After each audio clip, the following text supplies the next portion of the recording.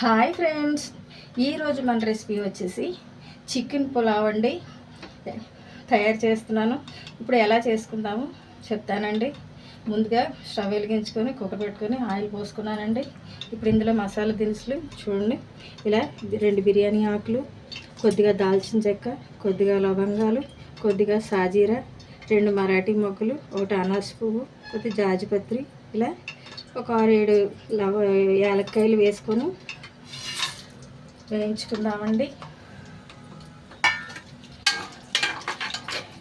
ఇప్పుడు ఇందులోనే 2 ఉల్లిపాయలు ఇలా కట్ చేసి పెట్టుకున్నానండి. ఇప్పుడు ఇవి వేసుకొని కూడా ఇందులోనే వేసుకొని ఇవి కొంచెం ఉల్లిపాయలు ఎర్రగా వేగేంత వరకు వేయించుకుందామండి.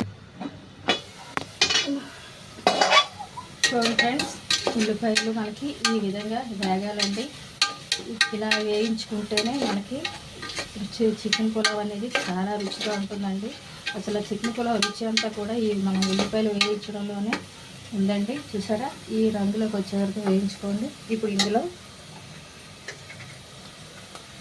ఒక 2 స్పూన్లు అల్లం వెల్లుల్లి పేస్ట్, అలాగే కొంచెం కారం, అలాగే 2 స్పూన్లు సాల్ట్ వేసుకోండి.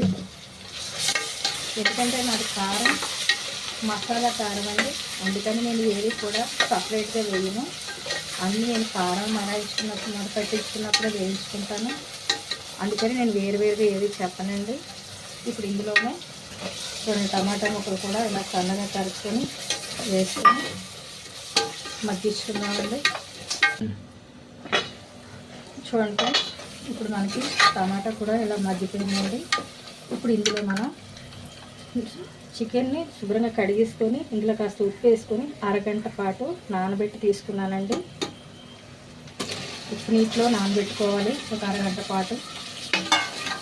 ఇప్పుడు దీన్ని ఇలా శుభ్రంగా ఒకసారి కలిపేసుకొని మనం మూత పెట్టుకొని ఒక 10 నుంచి 15 నిమిషాల పాటు దీన్ని ఉడికించుకుందామండి. చూడండి ఫ్రెండ్స్, ఇలా మనం 10 నిమిషాల పాటు కలుపుకుంటూ మూత పెట్టుకుంటూ తీసుకున్నామండి. చూడండి, చికెన్లో మొత్తం నీరంతా రావడం, మళ్ళీ నీరంతా ఉడికిపోవడం కూడా అయిపోయిందండి. చూసారా, ఇప్పుడు చికెన్లో ఇలా మనకి ఆయిల్ వస్తుంది కదండి. ఇప్పుడు ఈ టైంలో మనం చూడండి గంట పాటు బాస్మతి రైస్ గంట పాటు నానబెట్టి తీసుకున్నాను.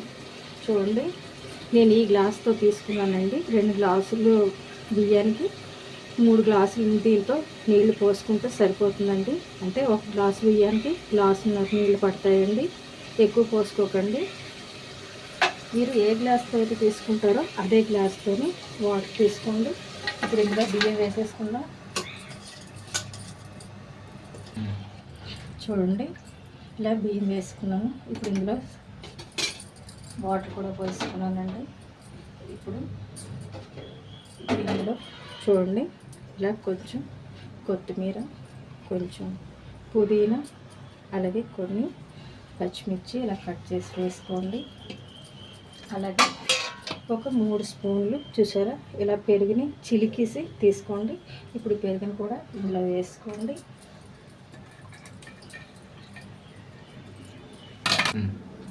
చూడండి, వేసుకున్నాం కదా. వేసుకున్నాక ఒకసారి గబగబా కలపకుండా ఇలా సాఫ్ట్గా కలుపుకోండి.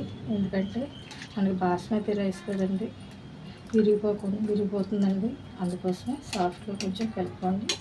ఇప్పుడు కుక్కర్కి మూత పెట్టేసుకొని హై ఫ్లేమ్ మీద 3 విజిల్స్ వచ్చే వరకు ఉంచుకొని 3 విజిల్స్ వచ్చాక స్టవ్ ఆఫ్ చేసుకొని కుక్కర్తో పాటు విజిల్ తీయకుండా 30 నిమిషాల పాటు పక్కన పెట్టేసుకుందామండి.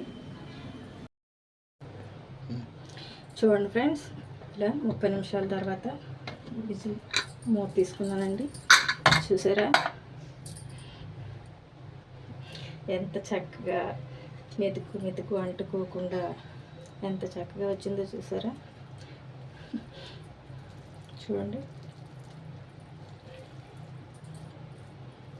అంతేనండి, ఎంతో రుచిగా ఉండే చికెన్ పులావ్ రెడీ అయిపోయిందండి. ముద్ద ముద్ద తింటూ ఉంటే నోటికి చాలా స్పైసీగా రుచిగా చాలా టేస్టీగా ఉంటుందండి. అంతేనండి. Thank you for watching. Please subscribe my channel.